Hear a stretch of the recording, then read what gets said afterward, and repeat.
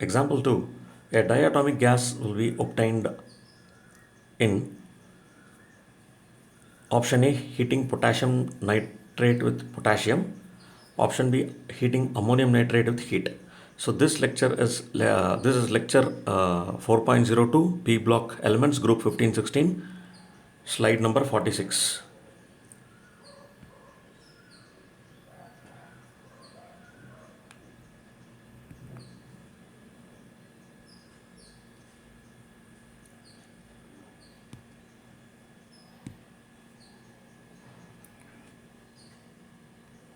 So when potassium nitrate is heated with potassium, then we get K2O with the liberation of nitrogen.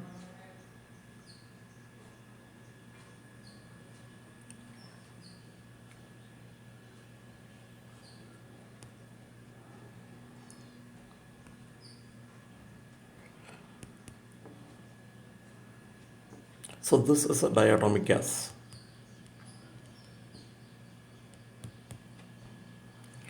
Second, so choice A can be one of the answers. When ammonium nitrate is heated, we get N2O and water. So this is a polyatomic gas.